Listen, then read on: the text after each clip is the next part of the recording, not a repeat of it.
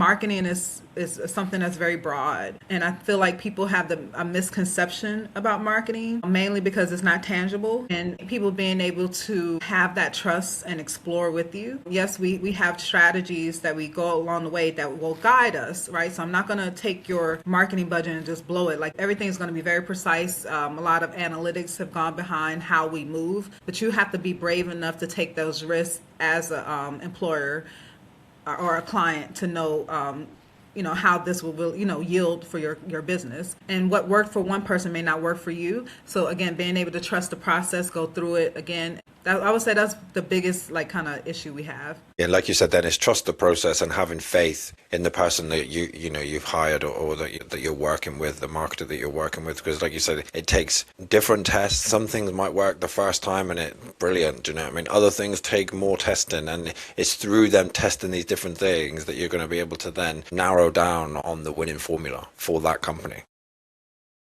Welcome back to Founders in the Field, the show where we go behind the scenes with agency leaders, consultants, and creative founders to show you how they're building, scaling, and staying sane in the trenches.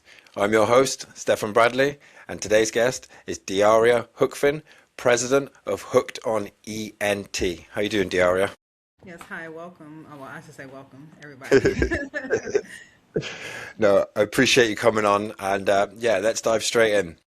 For people who don't know your story, take us back to the start of your journey, what made you get into the business, and give us an overview of what your role looks like today at Hooked on ENT. Awesome. I'm going to start a little bit behind. I am a brand strategist. I'm an international Emmy Award winning TV and event producer. Okay, so how I got started, it kind of just found me. I was about 15 years old, and I made up a story that I was turning 16. And because I wanted a 6 sweet 16 party. That's what I wanted. I didn't care if I had to wait till 16 years old. So I now know that's called marketing. But I had a party, and at that party, I had performances. I had, invited all the neighborhood kids, and that artist group got signed from my event. And so it thrust me into the world. I was in studios, I was attending clubs at the age of 15. I've always been this height, so kind of like, if you're trying to imagine how did I get to move around in these circles. So it just became overall everything I was doing. I would say leading up to it, I was the type of kid that was big into clubs. And so I would have start neighborhood clubs. We didn't have a printer at the time, so I would literally draw out the applications and things like that and make everybody fill it out. So it's kind of like organization has always been my thing. I later on in high school became that girl who puts together the surprise parties. This kind of just carried on through my career. Again, I really didn't know what it was called. I didn't know the name of it until I moved to Texas. And this is from being in South Korea. I lived in South Korea for about 4.5 years, studying in South Korea, things like that. Was having parties, events this whole time.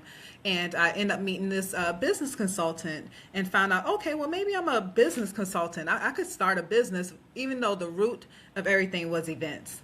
And, started doing corporate events, and later on opened up a club, which kind of doubled as an event space as well.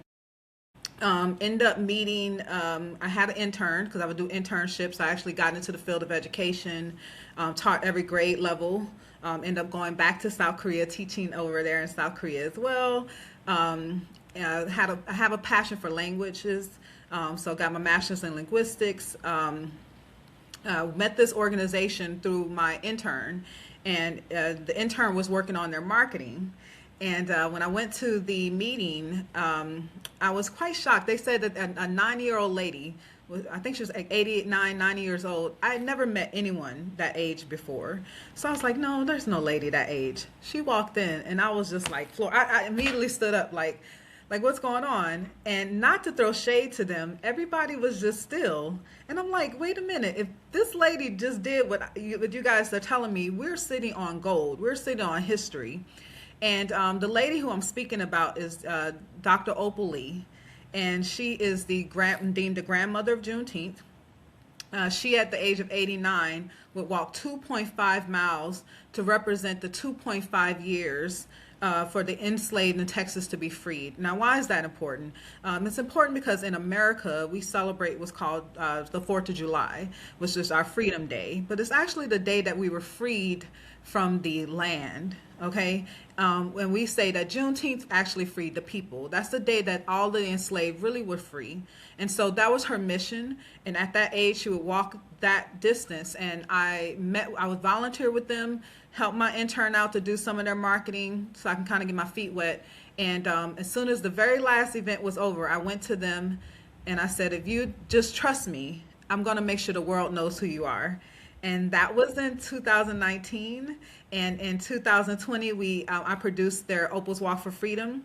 It became the most celebrity endorsed campaign in Change.org's history. So many celebrities came out to help. We delivered 1.6 million signatures on Capitol Hill.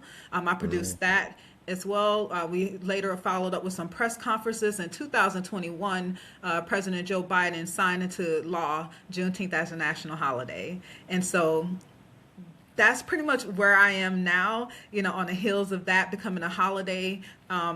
Still a lot of people don't know about it. I work with other nonprofits as well, like the Marcus Marsavi Garvey Foundation. I work for private entities building their brands, and also for artists as well, musical artists as well, with their brands. And I do so internationally. So it all kind of like where I'm at right now. Wow, that's some story going from obviously when you were younger, you kind of, without even knowing it, you had the entrepreneurial mind, and not only the mind, but the drive, writing out, posters or leaflets and things like that. So you definitely from a young age was willing, not just willing, but you were ready to do that kind of work to, make something happen, and Yeah. obviously it's led on to, that going through your whole life. When did you actually start Hooked on ENT? I actually started officially 2013. Yeah, officially. Yeah. And Well, I then, would say so 2016 officially. yeah. And was you always wanting to go into sort of like, where you've gone a little bit, you're getting signatures for Capitol Hill and getting, the president to signing things. Was that always an ambition, or does it just naturally have gone that way? It's more so of my ambition is, and everyone knows I will talk to anybody. So I'm like, if there's something we're going to do, as cheesy as this may sound, I just want it to be the best. And so I believed in it. Like I believed that it was not just something for my people, that it was something that society needed. And from coming from the education field, I knew that if it became a holiday, it would become something that we would speak of in schools, right? So I pretty much apply that to everything I do. If I'm going to go after it, I'm going to be open to talk to anybody. I'm going to want to reach the top of whatever it is. So I feel like my journey is still, like I'm still going through it. So what does your role, or how has your role changed then from sort of 2013 to now in Hooked on ENT? I started off doing a lot of more business consulting, helping people reach. And whereas I still see there's a big need for it, I realized I had more of a niche for telling the story. I started managing journalists, so getting more involved with media. I did some media work in college, where I would go to different events, interview guests and performances. So I kind of had that background in it.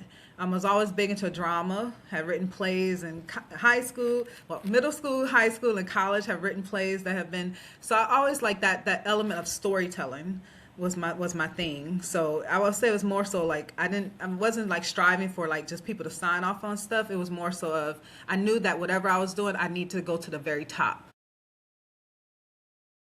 Got some background now on yourself, but also on the company. So what are the biggest trends that you're seeing inside the market today? Okay, I'm seeing in the last few years definitely, more emphasis on social media. However, the trends on the back end, what I'm seeing is that people are realizing that it's not just all about the number of followers. Like those followers have to convert.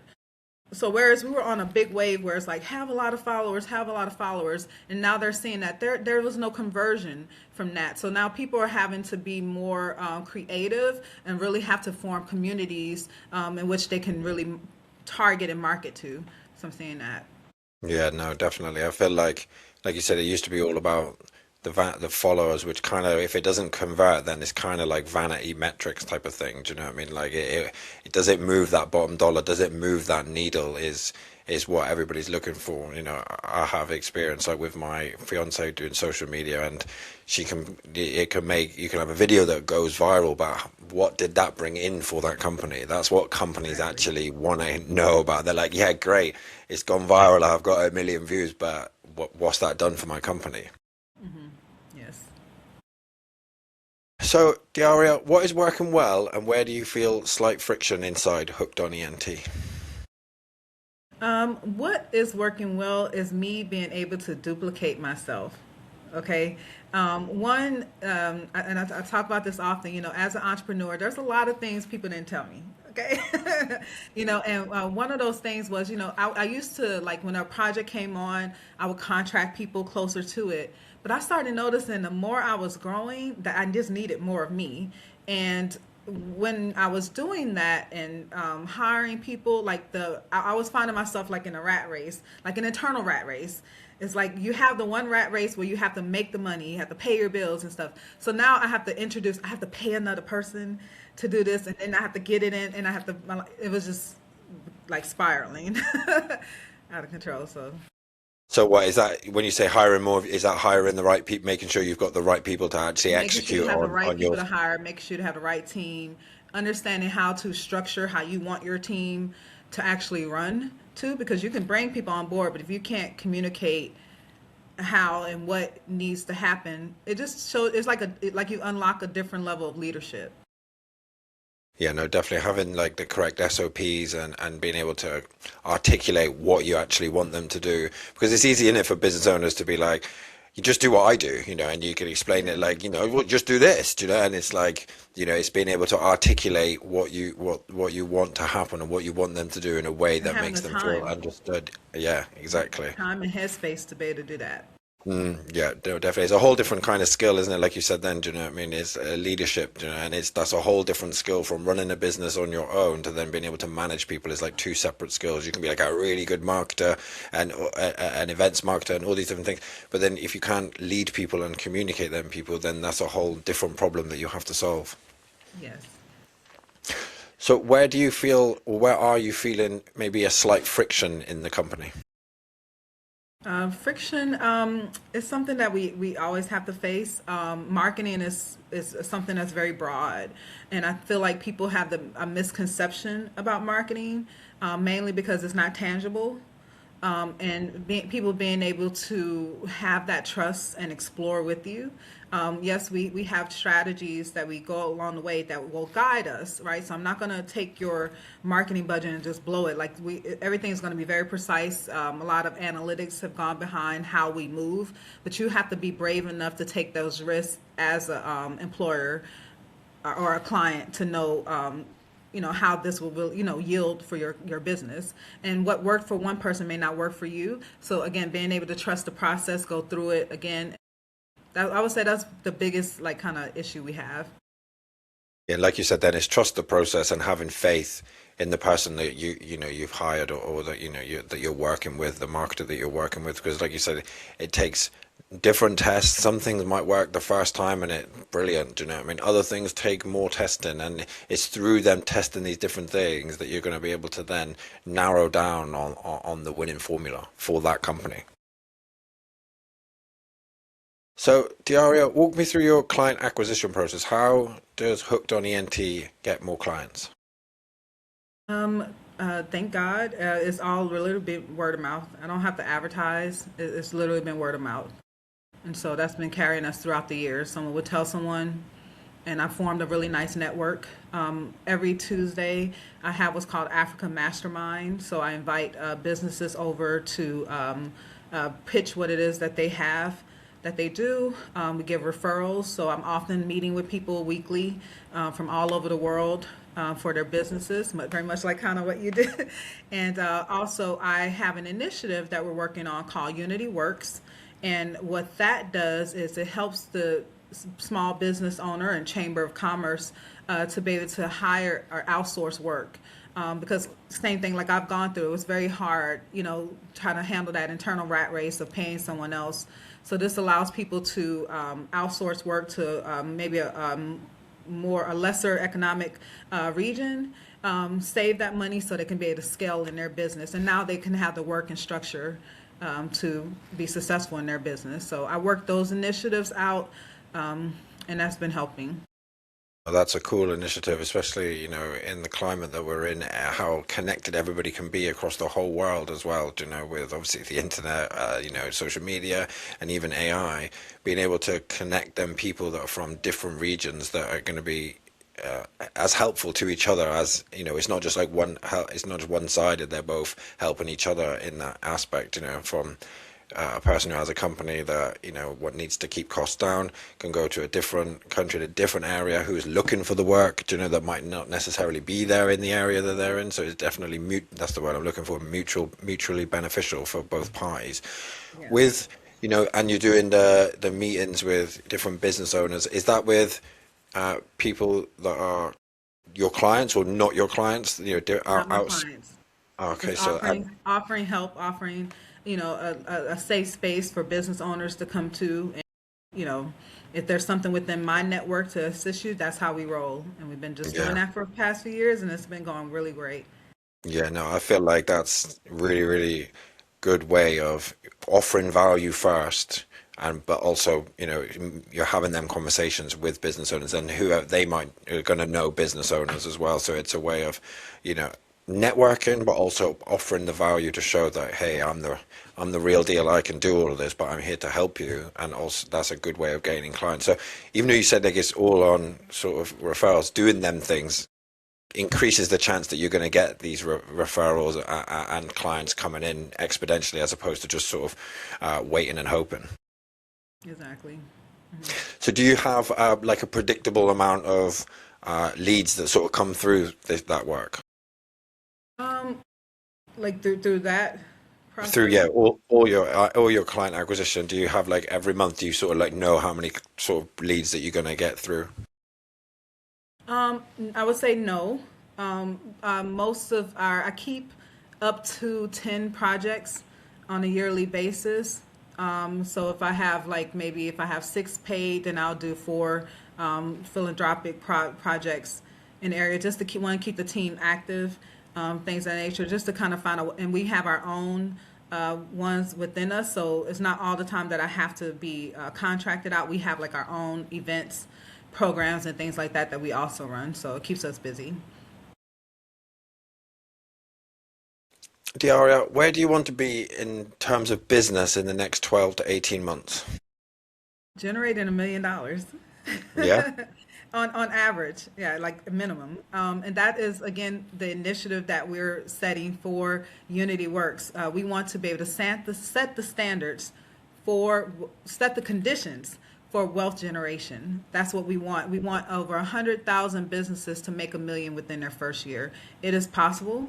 The numbers are not stacked up against us. I mean, they're not good numbers right now because most businesses within the first year, about 20% of them will fail in that first year. And as you continue 5 more years into that, you have about 50 more. So that's 70% of businesses that will fail.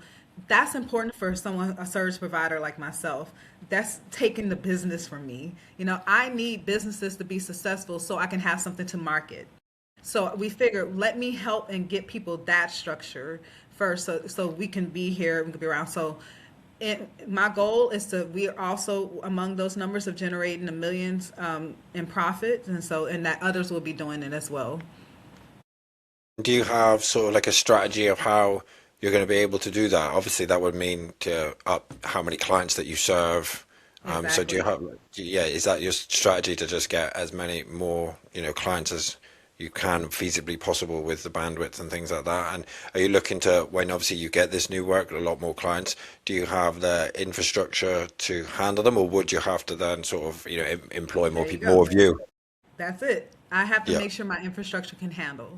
As long as I can keep perfecting the systems that we have in place now, I feel like then it's easier for me to just say, okay, open it up and say I can take on more. Because, like I said, thank God the work is there. Every business needs marketing. So as long as I can get them to know about me and they can see what I have done, like let my reputation precede me, then yeah, we'll be fine as a company.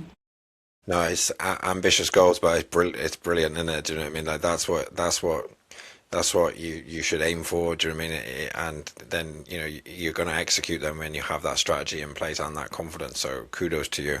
Thank you. Diaria, my last question is, if you could wave a magic wand and fix one thing in your business, what would it be and why?